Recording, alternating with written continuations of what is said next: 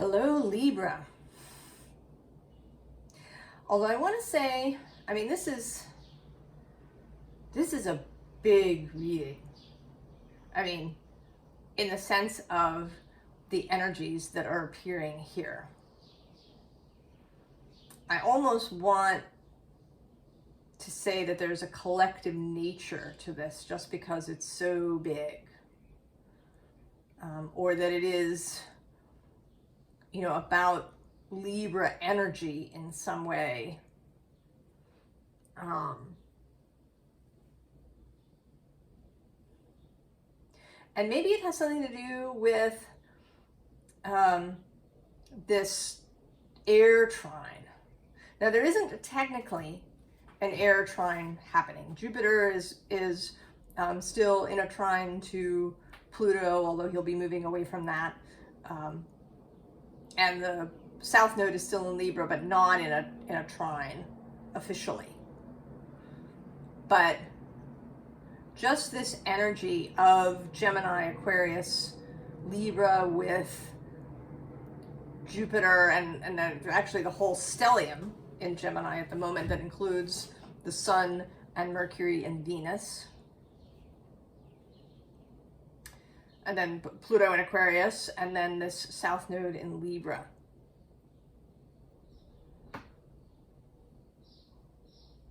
That this energy is kind of what we're talking about, that Libra is somehow, I don't know, maybe it's the South Node, that there's something about it that is a pivot point or a doorway or something. I don't entirely know what it is, but this reading has within it, either directly face up or immediately below, 14 different major arcana cards. And if we go down a couple, we get even more. We end up with like 16 or 17 cards that are all major arcana with, right, there's like 3 repeats. And which ones repeat is I think significant. But let's start and see where we go. We start with this serendipity card that says merge with the flow. And maybe that's what is happening. That this trine that is activated, even though it's not exact, is allowing all of us, perhaps, to be able to really merge with the flow. The bottom of the deck, or rather I should say the top of the deck, the face-up card, is Samadhi, perfect acceptance.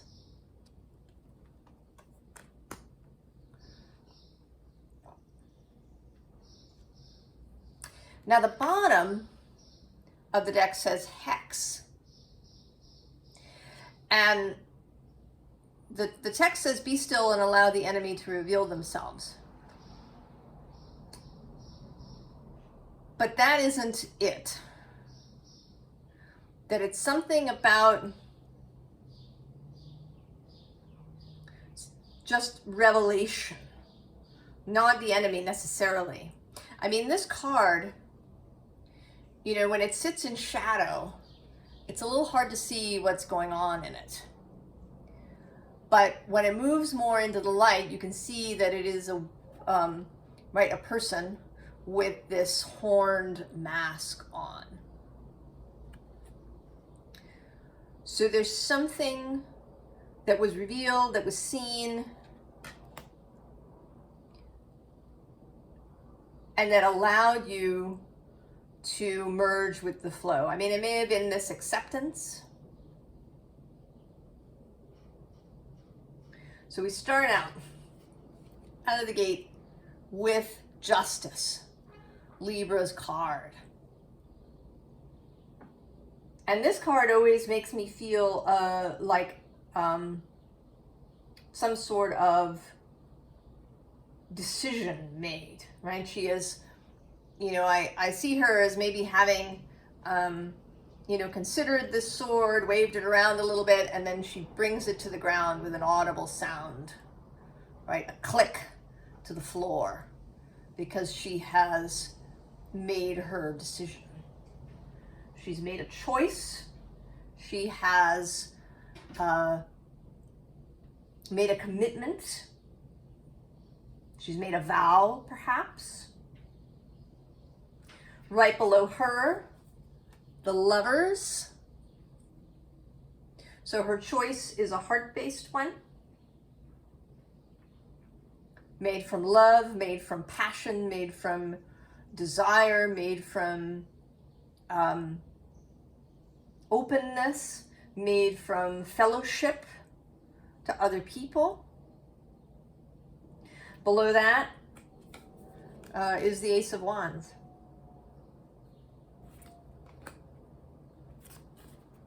And then at the bottom of the deck, we have the Two of Cups. Certainly very Libra energy.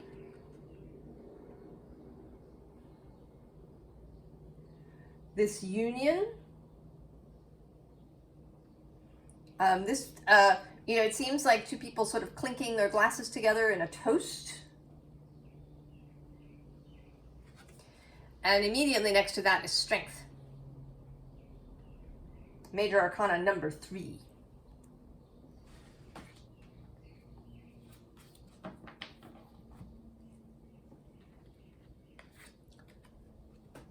Then Beginnings, the Fool. So something new starts now. If you haven't experienced this yet,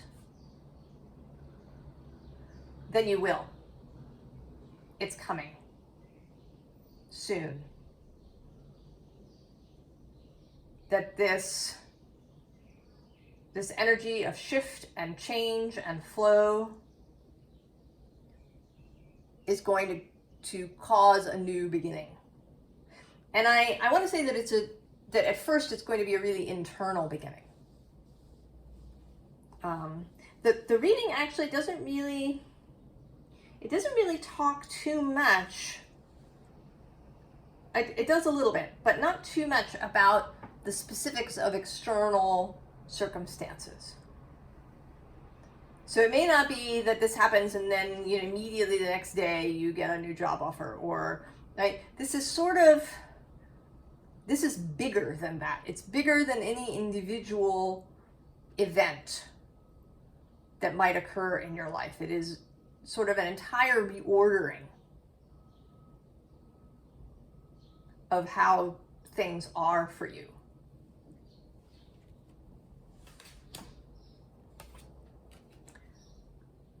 That's Major Arcana number 4.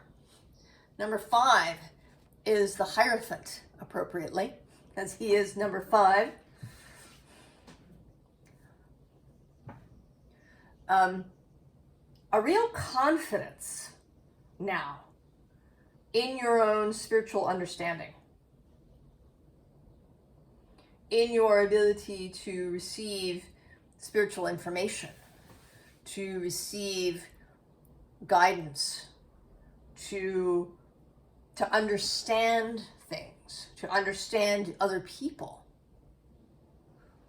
to see things through both a physical and a spiritual lens.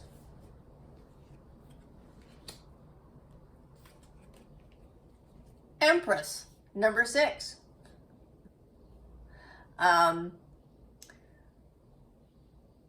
Creativity. I want to say ambition, but not ambition in the traditional sense, an ambition for a really juicy life. One where you really experience it.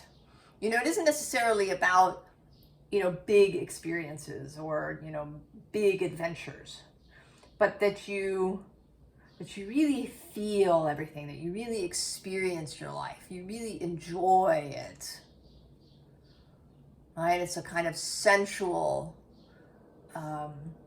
juicy understanding of life.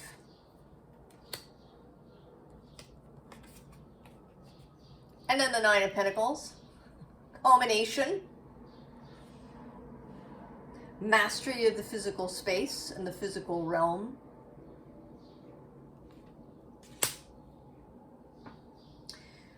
Now the next two cards are really interesting because they appear to be the same person who just happens to be looking in a different direction.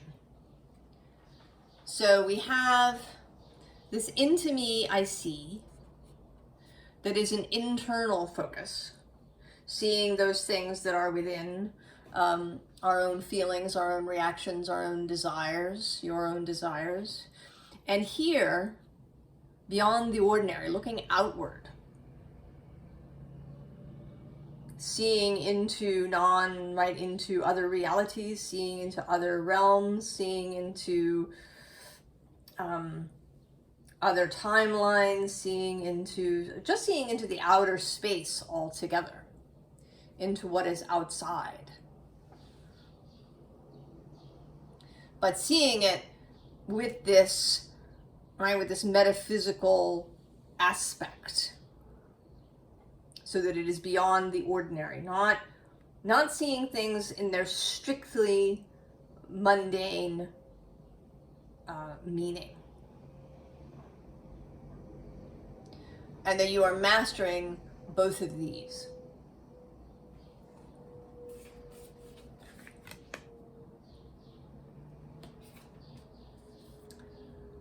Roots of abundance. So these are, right, seeing, I tend to like the word affluence better. I mean, abundance is lovely. To be abundant, to have this sense of of fulfillment. But affluence feels good because there's a sense of flow. Right? The sense of the flow of things through the roots.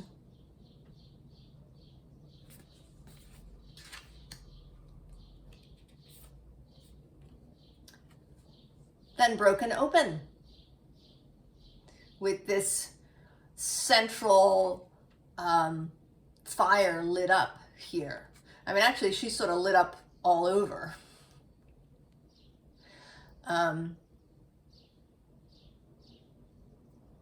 I like to think of the chakras as not discrete things. I mean, that's usually how they're described, as, as vortices or as, spinning energy in a particular place. But I see it more like a spiral that starts at the root and climbs up to the crown, passing through all those spaces. And then at each, sort of stopping point, if we want to say that, or each nexus, perhaps, there may be an intensification of energy. But that it is a continuum.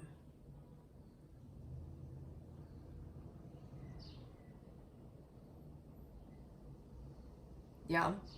And then maybe that, we talk about Kundalini awakenings or Kundalini rising, that maybe that's really what that is. And I've never really had this thought before until this moment, but that what we perceive as a Kundalini rising is actually the chakras really coming into connection. So that spiral that rises up through us becomes cleared of any impediments. So that all those energy centers and spaces and forces are really interconnected and flowing smoothly together. And then we have this repeat of seeing beyond. The third eye, the intuition, the seeing outside. So there's this real sense of of this justice, right? Libra energy of harmony, of alignment happening, of a really good relationship, right? This is all about relationships, the relationships of the chakras to each other, the relationship that we see between the outside and the inside, between ourselves and the grand all that is, between our human self and our soul self, between what we know internally and what comes from outside. All of these relationships and how things work so well together.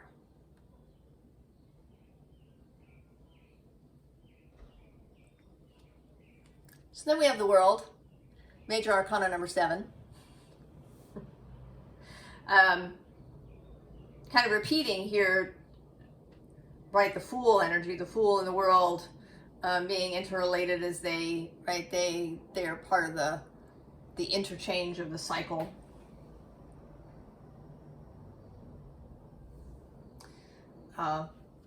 Below the world we have death, number 8. Transformation. Then we have number 9 at the bottom of the deck, the High Priestess. And this cosmic spiritual connection. And next to her is the 7 of Cups, which is about right, this kind of astral travel, the dreamscape, the dream realm, the everywhen.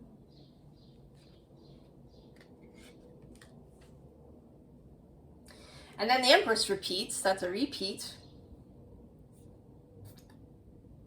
The first repeat, this Venus energy here especially, who is Libra's guide. And Venus is in Gemini. So that's another connection that may be opening up this window. You know, and with Venus being a touch point between both physical in Taurus and mental in Libra, and also a little bit of heart-based, right, in Libra. And the spiritual, because she's exalted in Pisces.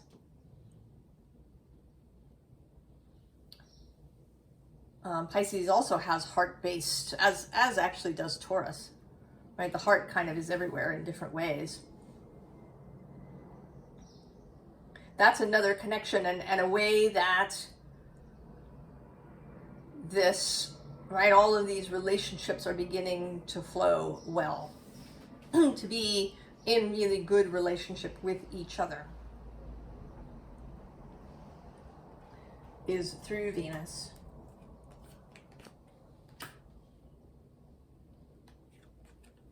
And so, of course, the Queen of Cups,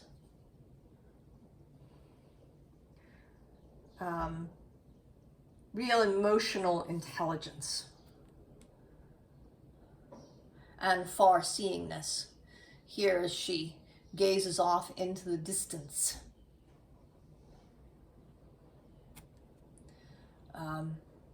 You know, divination methods in general, but particularly things like scrying, whether it's in water or flame or a mirror or a, you know, black stone like polished obsidian.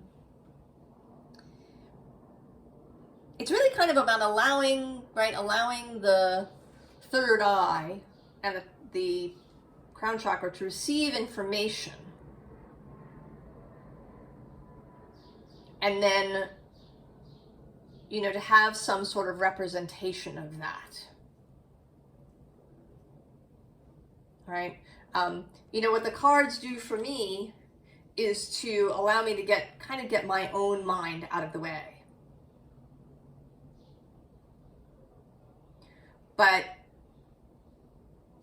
you know, where I'm progressing to, you know, and I love the cards because they're so beautiful. I love using them, and it's fun to see how Spirit can show me all different kinds of messages in different ways and have it come up. And, you know, sometimes it's really like so clever, genius level kind of card laying out. But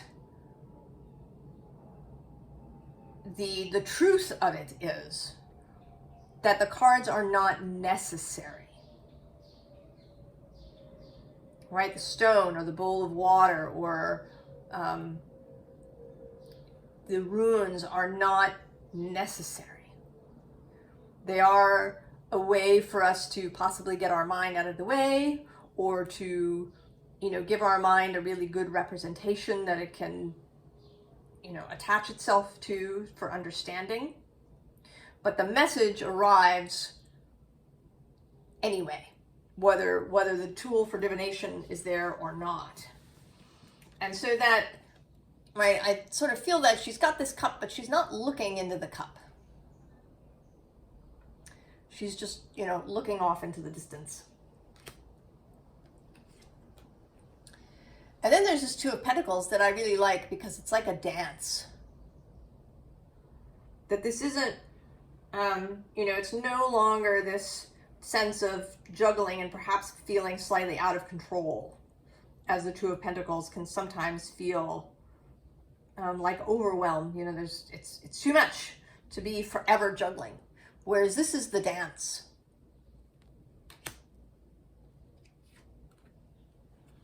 And then the Knight of Pentacles. The dedication. Ooh, hard to find a place. There we go. The dedication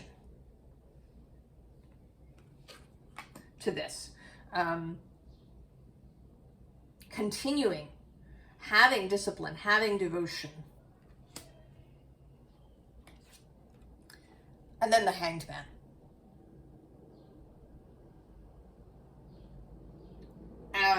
And with the Knight of Pentacles next to him, this devotion to seeing things alternatively, to seeing with far off eyes.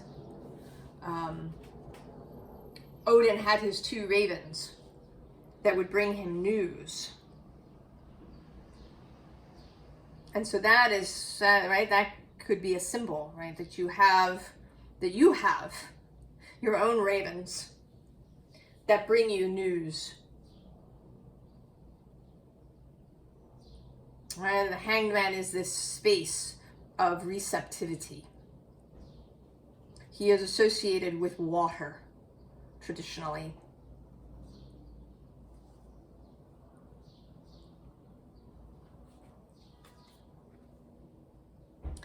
So then we have this 5 of Wands.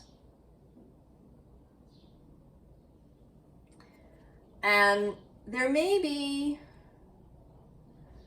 a little difficulty initially.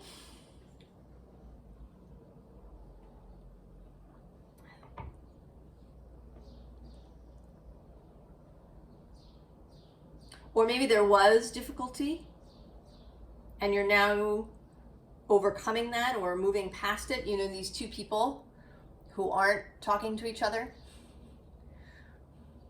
You know, maybe they're both very hurt in some way. And if they would only talk to each other, they might discover that.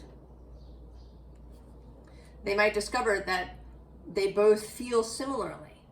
That maybe there was misunderstanding. That there was just a miscommunication that was going on, that they weren't perhaps listening properly to each other. So this is about that too, about learning really to listen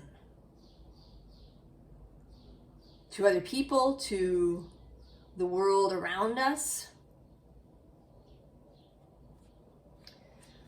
Below that, we have the 9 of Pentacles. There's actually, is she under here? Yes, she is. Here to help me illustrate. not the very bottom of the deck, but the next card in. There's this Five of Pentacles, and she's, you know, it's this kind of gray space. She's hugging herself. You know, it feels like she might have been soaked by the rain.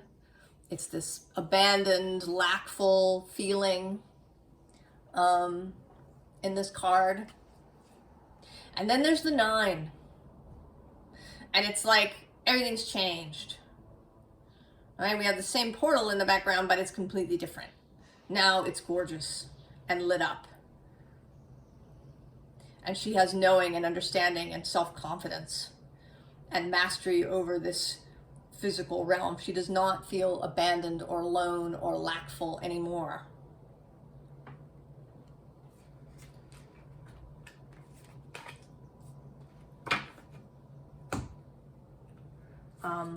The bottom of the deck is the Wheel. And here very much the Fates. Clotho, who spins the thread. Lachesis, who determines its length. And Atropos, who actually cuts it when it's finished. So seeing, right? Seeing the beyond, seeing deeper into reality. And how it connects and is in relationship with the physical world. Below the Nine of Pentacles, and I don't know which, let's see, 1, 2, 3, 4, 5, 6, 7, 8. So that was Major Arcana 9. And then we have a repeat of Justice. Here, looking pretty fabulous in her passionate red dress. And the Hierophant, also repeating. Self-responsibility, self-mastery, self-authority.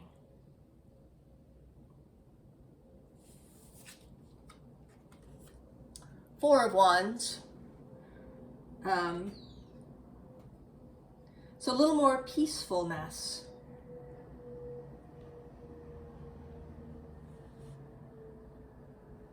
A kind of gentle energy after all this major arcana-ness.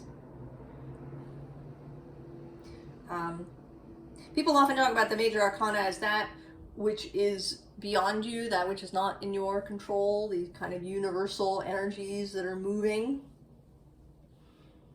And then the minor arcana as things that you can do and change. I see those things as a little malleable, right? Because you are source. But there is a sense here that there is all of this major energy moving.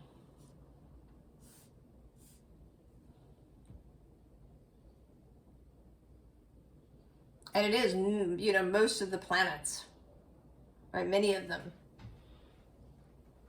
Jupiter, Sun, Mercury, Venus, Pluto, all in this trine energy happening in the South Node. And then Mars is in Venus's space, and Saturn is in Jupiter's. So there is a lot of major energy, but there's also you, and you choosing to receive, both to receive kind of inspiration here with the Four of Wands, but with the Page of Swords also actual messages, information, perhaps about where to go and what to do or what to say, how to present the idea that's coming through in the Four of Wands. But I don't want to give specific examples because I think that it's not about that. It's not about the individual thing. And we have number 10, the Hermit.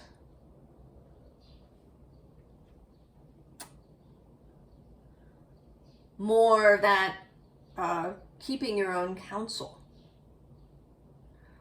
The energy of, right, of following one's own guidance, right? The star in the lantern.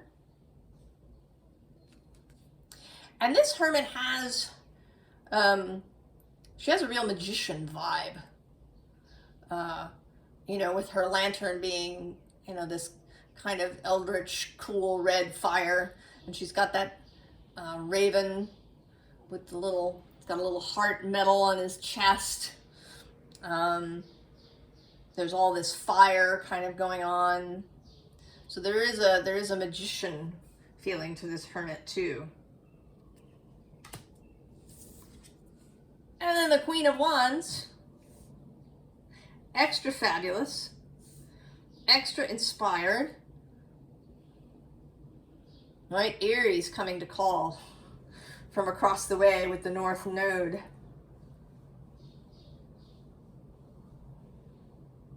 Right? That's also about relationship, the way that we can pursue our own dreams, our own desires, but remain in fellowship and relationship with others. Right? That we're not trampling over people or manipulating or using people to get what we want. That the ideal is to, right, to bring people in, right? They can share with, you know, what we have. So, advice.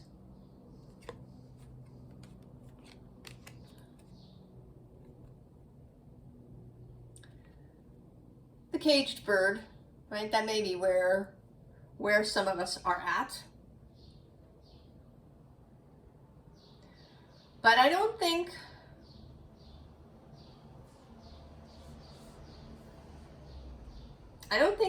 that you're, I don't know that you're really here. Maybe you have been until very quite recently still felt like you were in some sort of cage.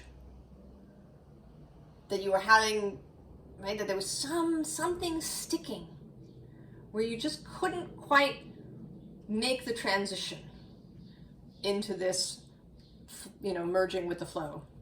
But I think that is going to end. And that your good work, right here with the Page of Pentacles, your willingness to learn, your willingness to try new things, to experiment, has brought you out. The wheel repeats here, again as the fates. And I want to say that here they're saying that you have a lot of control, because right below them is the Ace of Swords and the new idea. So that you have a lot of control. There may be things that you planned on experiencing when you were here, but that there is always room for your human self and for your soul to change your mind, to take new actions, to find new things. The bottom is this lovely late summer's dance. And what it may be that, you know, the bottom is the unseen underlying. It may be that what you don't see yet is how lovely this is all going to be. Right, there's all this major arcana energy which feels very intense. But that at the root of things, there's just going to be this really lovely feeling, like late summer. You know, the peak of summer, kind of, right, end of June and into July, there's this high energy, everything is sort of still rising, things are, you know, still growing like gangbusters, stuff is, you know, being harvested, the farmers markets are at capacity. But then in the late summer, right? Early August, that kind of Lammas period, where things begin, right? They're slowing down. The energy is softening. And it's, right? It's very peaceful. You know, days for swinging in the hammock with a good book or having a nap. Days for, you know, having a picnic with friends. The plants here in the picture are goldenrod. And today they're making me think of Robin Wall Kimmerer's book, Braiding Sweetgrass, where she talks about the beauty of goldenrod and asters and how they very often grow together. And that she had that question as a young person, and she decided, you know, to head into biology as a profession in college. And a question she had was, why, you know, why do goldenrod and asters look so lovely together? Why do they, right, do they grow together because they look lovely together?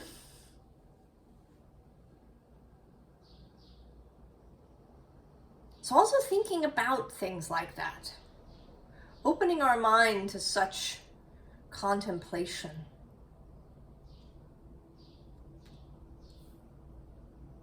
And to beauty. So, Uncharted. Just go. You're not going to be able to see fully. Right? You are going to receive, you're going to, you know, be seeing beyond the ordinary, you are going to get information, but not everything. All right? And the information also may come in less obvious ways. You know, maybe you don't get, you know, an email that says, you know, go here on this day at this hour. As much as we know that would be kind of nice. But that there will be, you know, a certain amount that has to be taken on faith. And that you really wouldn't want to know everything, because that would ruin the surprise. Now we have 3 more major arcana.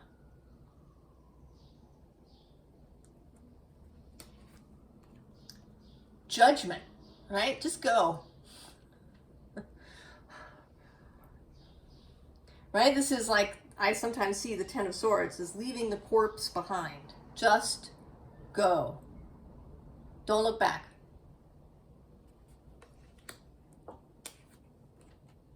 Then the Sun. Embrace the sun. Embrace your own sun. Embrace inspiration. Embrace relationships and love.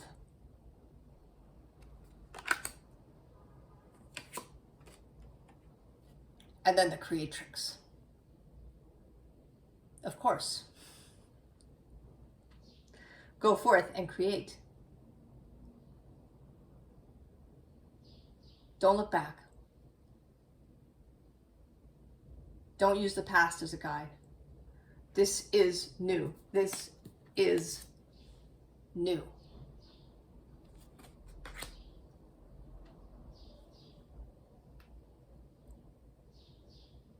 Just stop looking back. There's one more major arcana that came out. I asked for an extra clarification of this serendipity merge with the flow, right, for a real description of it. And the card at the bottom of the deck is the moon.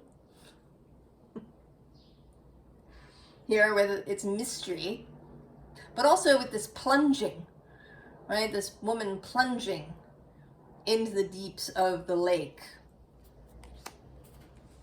So the merging of the flow. Then the bottom of the deck is Temperance. Here, new. That might actually be 15 different major arcana.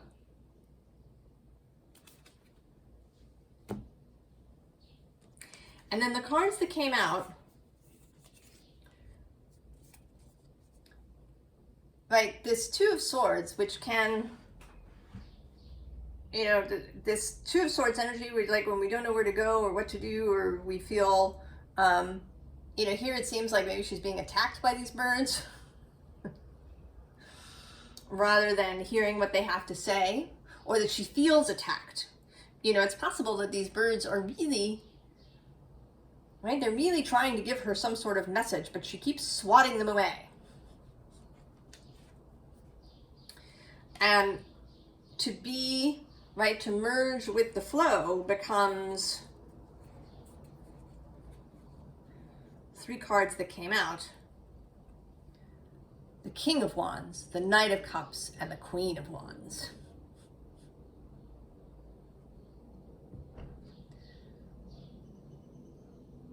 Now, heart in the center.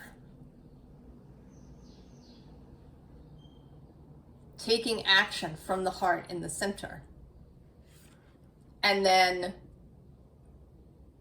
these two, the King of Wands is a little bit more heady. He's a little bit more, I mean, he is passionate and he, you know, acts on inspiration. But he's kind of a very focused energy. You know, there is a strategic element to all of the kings, I think. That is that yang energy coming through. And then the Queen, who is more the spontaneous, the inspiration flowing through the body, the sensuality of inspiration. You know, right? It's like fire rising out of her hand.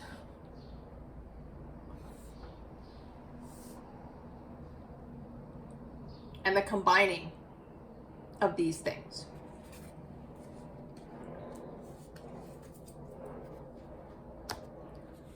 Libra, and maybe everybody. Woo! Something is really gonna shift. I wish you all the very, very best. And I hope that you really enjoy this happening as it starts to really unfold and you know, like begin to roll and flow with it. I will see you next time. So long.